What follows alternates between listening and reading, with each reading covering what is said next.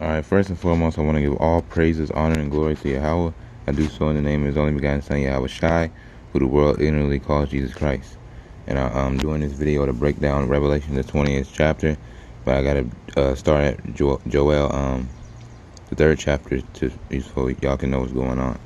This is Joel chapter 3, Joel chapter 3, verse 9. It reads, "Proclaim ye this among the Gentiles," meaning, and Gentiles means nations. "Prepare war."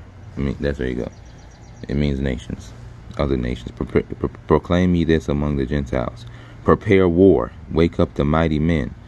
And mighty men means men of war. Let all the men of war draw near. Let them come up. Beat your plowshares into swords, and your pruning hooks into spears. Let the weak say, I am strong. So beat the things you use for agriculture and use them for weapons now. Assemble yourselves and come, all ye heathen. And heathen just means nation as well. And we're going to get that. Heathen is just another word for nation. Let me see if I can find it. Yeah. Alright. Heathen. Heathen, where is it at? Okay, where you see heathen at right there with the T mark, it just means nation. So saying the same thing. So let's read it again. Joel chapter 3, verse 9. Proclaim ye this among the Gentiles. Prepare war. Wake up the mighty men. Let all the men of war draw near. Let them come up. Beat your plowshares into swords and your pruning hooks into spears. Let the weak say, I am strong. Assemble yourselves and come, all ye heathen, and gather yourselves together round about. Thither cause thy mighty ones, your men of war, to come down, O Lord. Let the heathen be wakened and come up to the valley of Jehoshaphat. For there will I sit to judge all the heathen round about. Put ye in the valley of Jehoshaphat in Israel. Put ye in the sickle, for the harvest is ripe. Come, get you down, for the press is full. The vats overflow, for their wickedness is great. Their wickedness is right. And the harvest, the people who's gonna come in, the harvest is the end of the world. Verse 14, at the end of this world. Verse 14, multitudes. This is what he's seeing in his vision. Verse 14, multitudes in the valley of decision. Number of numbers in the valley of judgment. That's what that valley of decision means. Multitudes in the valley of decision. For the day of the Lord is near in the valley of decision. The sun and the moon shall be darkened, and the stars shall withdraw their shining. The Lord shall roar out of Zion, right, out of Israel. And Israel, when you see Zion, it's talking about Israel. We're going to get that. This is Zephaniah 3 and 14. Sing, O daughter of Zion. Shout, O Israel. Be glad and rejoice with all the heart, O daughter of Jerusalem. So Zion, Israel, and Jerusalem is the same thing. Alright. So as I said, let me see. It says, there you go. It says, verse 16, the Lord also shall roar out of Zion, or out of Israel, or out of Jerusalem, and utter his voice from Jerusalem. There you go. And the heavens and the earth shall shake, but the Lord will be the hope of his people, and the strength of the children of Israel. Right? So shall ye know that I am the Lord your God, dwelling in Zion, dwelling in Israel, or dwelling in Zion, my holy mountain. Because Zion is a mountain in Jerusalem, and Jerusalem is in the land of Israel. Then shall Jerusalem be holy, and there shall no stranger pass through her anymore. So let's go to Revelation 20. All right, let's break down something in Revelations.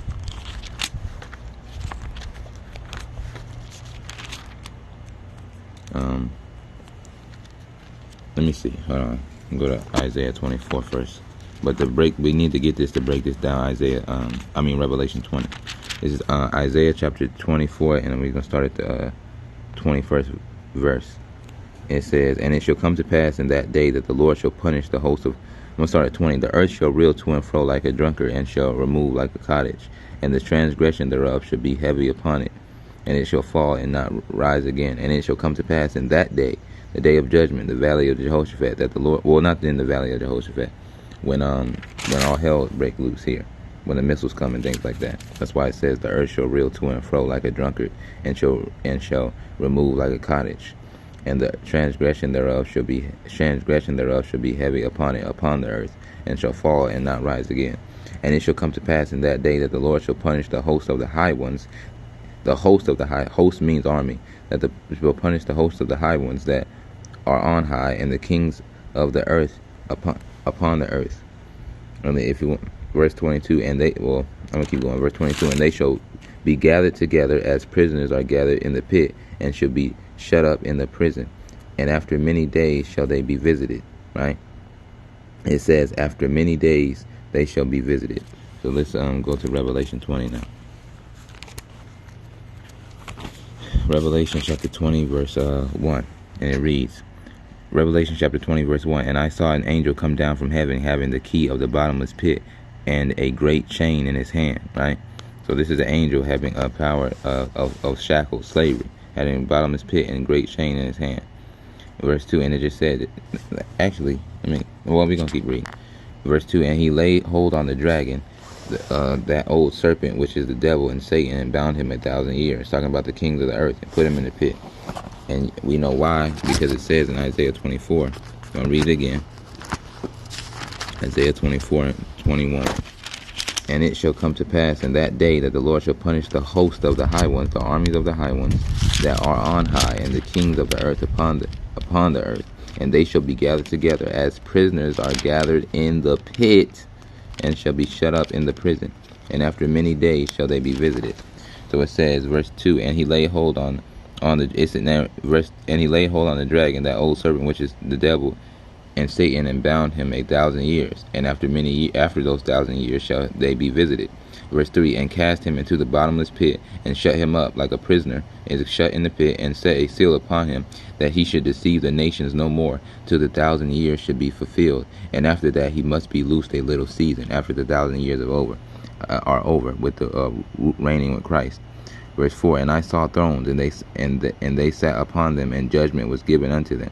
And I saw the souls of them that were beheaded for the witness of Yahushua, and for the word of God, and which had not worshipped the beast, neither his image, neither had received his mark upon their foreheads or in their hands, and they lived and reigned with Christ 1,000 years.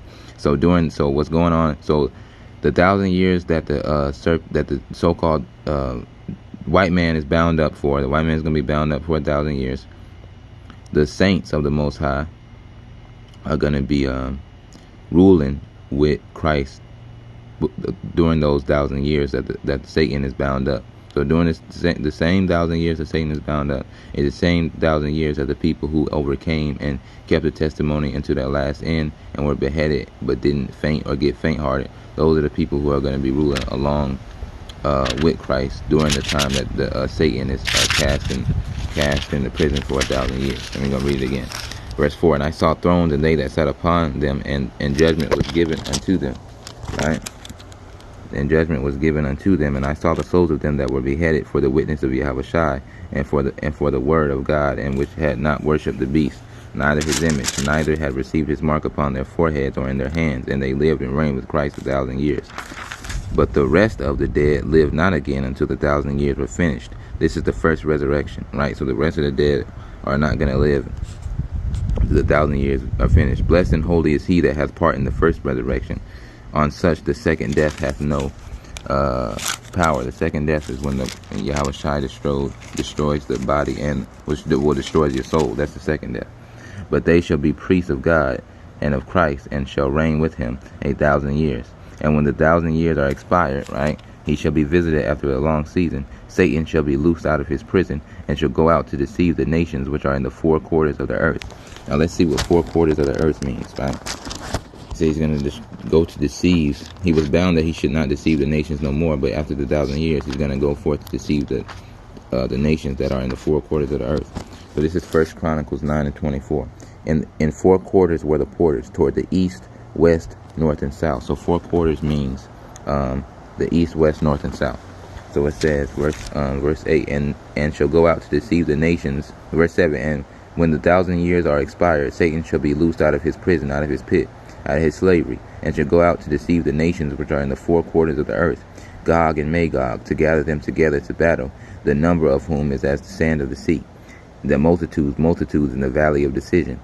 And they went up on the breadth of the earth. They went on the width of the earth, right? And they compassed the camp of the saints about. So let's see who the saints are, right? It says they compassed the camp of the saints about. This is Psalms 148. I'm going to start at Psalms 50. Psalms 148.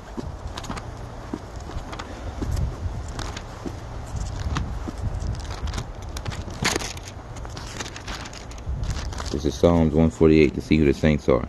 He also exalted the horn of his people, the praise of all his saints, even of the children of Israel, a people near unto him. Praise ye the Lord.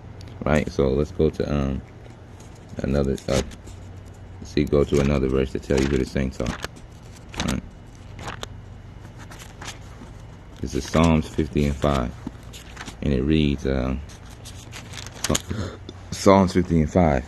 Gather my saints together unto me, those that have made a covenant with me by sacrifice. And the only people who was under the sacrificial law was Israel. So the saints are the Israelites. So let's go back to Revelation 20.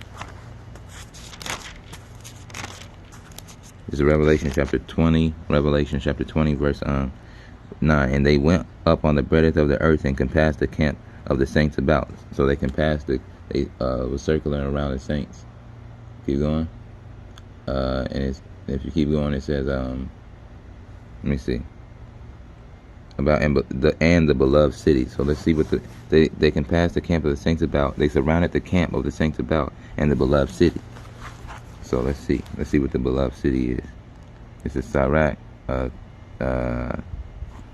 24. This is Sirach chapter 24, verse 11. Likewise, or Ecclesiasticus, Sirach or Ecclesiastes, either or, same book.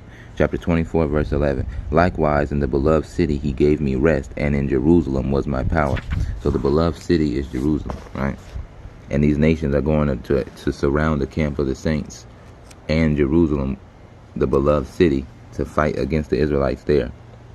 And they went up on the breadth of the earth and compassed the camp of the saints. So the nations that the devil deceives are going to go fight the Israelites, in the camp of the saints in the beloved city, and fire came down from God out of heaven and devoured them. So let's see what that fire did that came out of heaven and devoured them, because these nations are really going to try to fight against the Israelites. This is during the Valley of Jehoshaphat. This is let's see what that fire did. This is Zechariah chapter 14, verse 12. And this shall be the plague wherewith the Lord will smite all the people that have fought against Jerusalem, because they came and encamped around about the beloved city. And the beloved city we just read in Sirach was Jerusalem. Their flesh shall consume away. So this is what shall happen. And this shall be the plague wherewith the Lord will smite all the people that have fought against Jerusalem.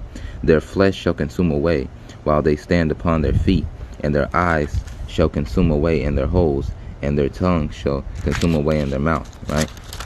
That's what that fire is going to do. That's going to come upon them. Let me see. Now let's go back. Let me go to the rest of that. Revelation 20. Revelation 20. Revelation 20. Revelation 20, verse verse 9. And they went up on the breadth of the earth and compassed the camp of the saints about, and the beloved city, and fire came down from God out of heaven and devoured them.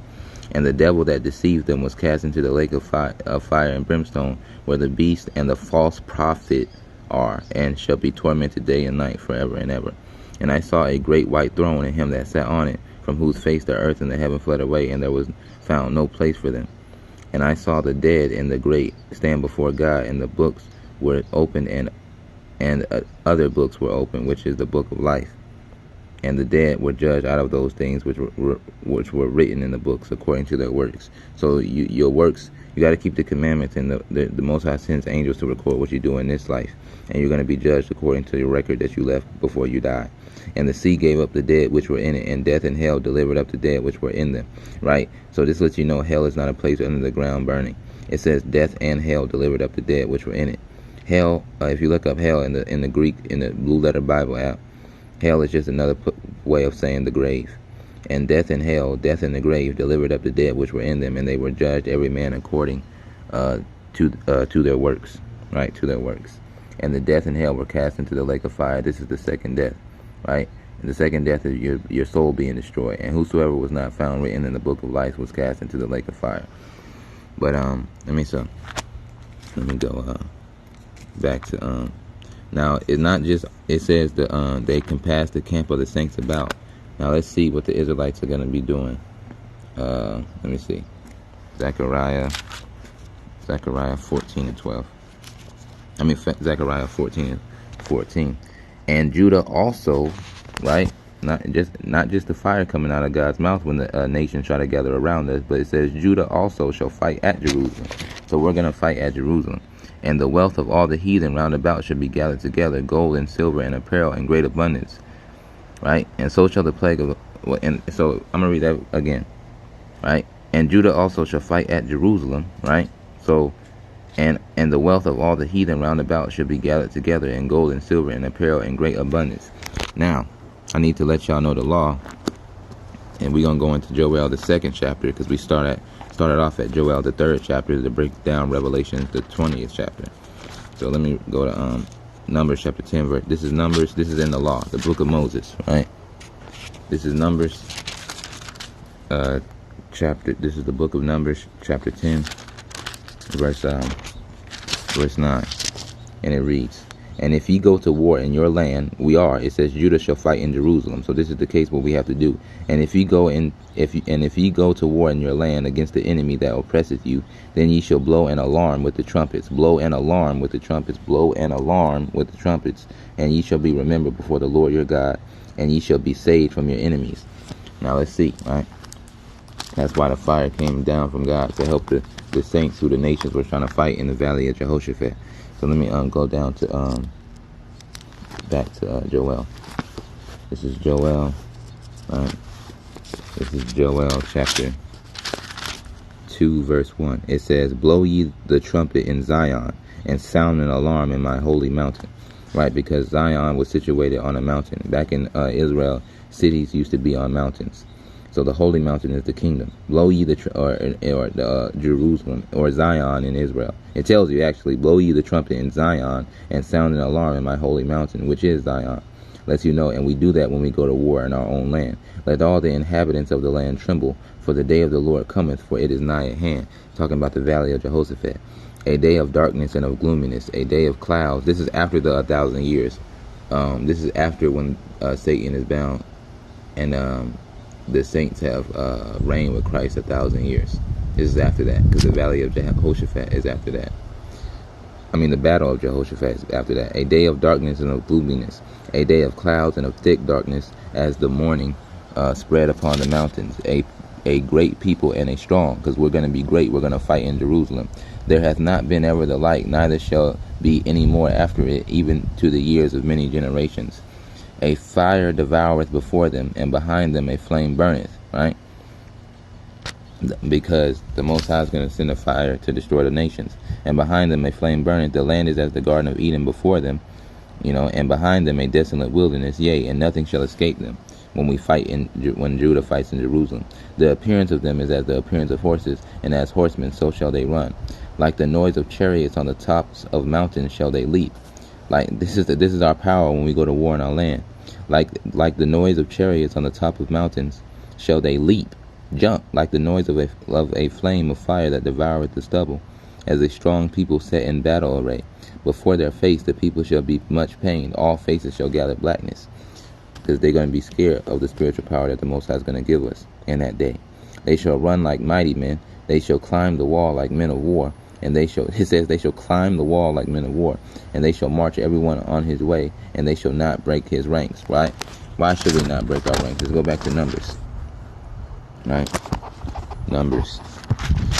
And we know it's the Israelites going to war, because not only did it say Judah shall go to war, not only did it say Judah also shall go to war, shall fight in Jerusalem. But let's read this. This is Numbers chapter 10 verse 1. The Lord spake unto Moses, saying, make thee 2 trumpets of silver, and of a whole piece shalt thou make them, that thou mayest use them for calling of the assembly, and for the journeying of the camps. And it says they shall compass the camp of the saints. And when they shall blow with them, all the assembly shall assemble themselves together to thee at the door of the tabernacle of the congregation. And if they blow but with one trumpet, then the princes which are heads of the thousands of Israel shall gather themselves unto thee. When ye blow an alarm, then the camps that lie on the east shall go forward. When ye blow an alarm the second time, the camps that lie on the south journey shall take their that lie on the south side shall take their journey. They shall blow an alarm for their journeys. But when the congregation is to be gathered together, ye shall blow, but ye shall not sound an alarm. And the sons of Aaron the priest shall blow with the trumpets, and they shall be to you for an ordinance forever throughout your generations. Verse 9. And if ye go to war in your land against the enemy that oppresseth you, then ye shall blow an alarm with the trumpets, and ye shall be remembered before the Lord your God, and ye shall be saved from your enemies. So that says if we go to war in our land. So this is let me see. It says if you go to war in your land. This is Zechariah 14 and 12. Let's get it again. 14 and 14. And Judah also shall fight at Jerusalem, right? And the wealth of all the heathen round about shall be gathered together, because the heathen, the nations, are going to try to fight against us. Round about shall be gathered together, gold and silver, apparel in great abundance. So what do we have to do when we go to war in our land? We have to sound an alarm. That's why it said in Joel. That's why it says in let me see.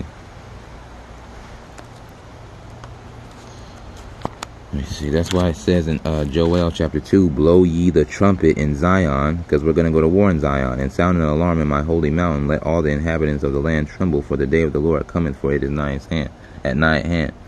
Jump to verse 6. Verse 6, before their face the people shall be much pained. All faces shall gather blackness. They shall run like mighty men. They shall climb the wall like men of war. And they shall march every one on his ways, and they shall not break their ranks. Neither shall one thrust another. We're going to be in order. And when it says we shall not break our ranks, because we're going to be calling the assembly, and we're going to march in order with the trumpets that the Most High gave us to order our assemblies. Neither shall one thrust another. They shall walk every one in his path, and when they fall upon the sword, they shall not be wounded. Nothing's going to be able to destroy us in that day. We have a spiritual power, and the inventions of the nations are not going to be able to work on Israel in the valley of Jehoshaphat when the battle takes place. They shall run to and fro in the city. They shall run upon the wall. They shall climb up upon the houses. They shall enter in at the windows like a thief. It says we shall run to and fro in the city. The earth shall quake before them. The heavens shall tremble. The sun and the moon shall be dark, and the stars shall withdraw their shining. And I think we just read that in Joel chapter 3, verse 15. The sun and the moon shall be darkened, and the stars shall withdraw their shining. The Lord also shall roar out of Zion and utter his voice from Jerusalem, and the heavens and the earth shall shake, but the Lord will be the hope of his people and the strength of the children of Israel.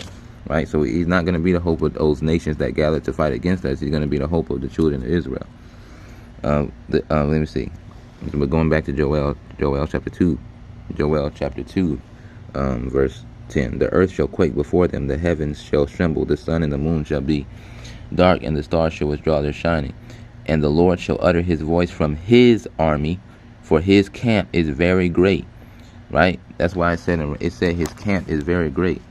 That's why it says in Revelations 20 and 9, and they went up, the nations that they deceived went up on the breadth of the earth and compassed the camp of the saints, the Israelites, about and the beloved city Jerusalem, and fire came down from God out of heaven and devoured them. Right? Let me see. So this is back to Joel chapter 2, verse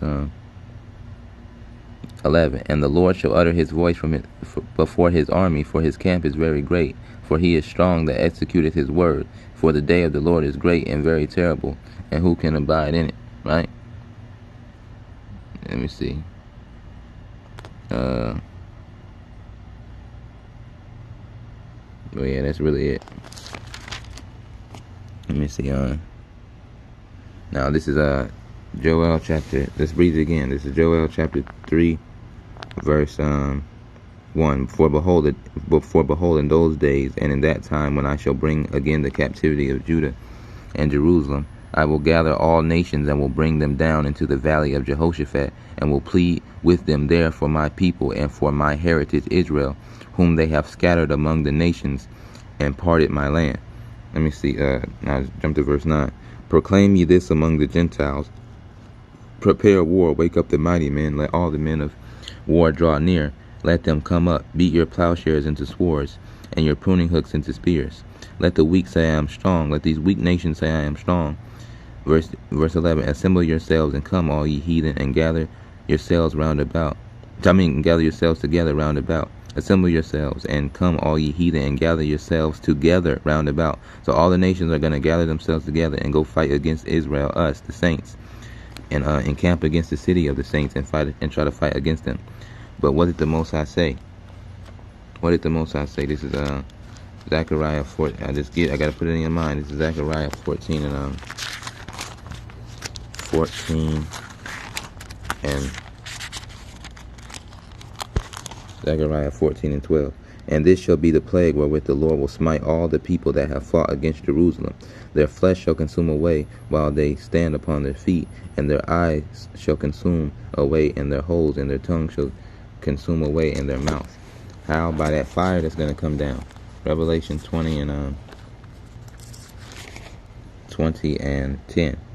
Revelation 20 and 9. And they went up on the breadth of the earth and compassed the camp of the saints about in the beloved city, and fire came down from God out of heaven and devoured them. Right?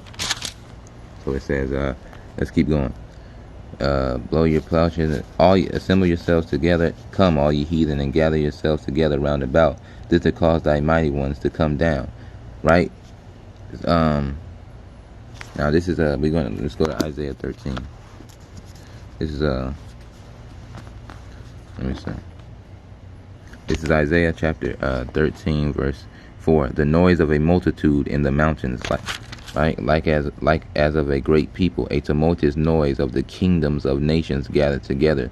The Lord mustereth the host. The Lord mustereth the host of the battle, meaning the army of the battle.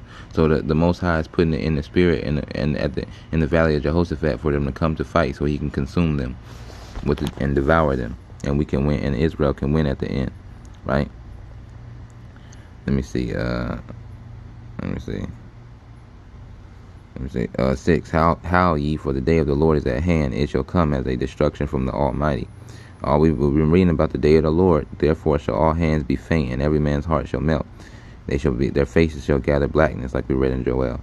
And they shall be afraid. Pangs and sorrow shall take hold of them, and they shall be in pain as a woman in travail, like a woman giving birth. They shall be amazed one at another. Their faces shall be as flames. Behold, the day of the Lord cometh, cruel both with wrath and fierce anger, to lay the land desolate, and He shall destroy the sinners thereof out of it. And it gives you the verse that we just read. For the stars of heaven and the constellations thereof shall not give their light. The sun shall be darkened in his going forth, and the moon shall not cause her light to shine. Right? And I will punish the world for their evil, and the wicked for their iniquity, and I will cause the arrogancy of the proud to cease, and will lay low the haughtiness of the terrible one. Right? Let me see verse 13. Therefore I will shake the heavens, and the earth shall remove out of her place in the wrath of the Lord of hosts, and in the day of His fierce anger. All right, so let me go back to Joel, and we'll finish it out. Joel chapter 2 verse I think that's it. No, actually Joel chapter 3. Right, it says Joel chapter 3 verse 11. Joel chapter 3 verse 11. Assemble yourselves and come, all ye heathen, and gather yourselves together round about. Thither cause thy mighty ones there. Where is the thither? Thither means there. It means there in Jerusalem, cause thy mighty ones to come down, O Lord. Right? Let the heathen be wakened and come up to the valley of Jehoshaphat, because the Lord is mustering the battle.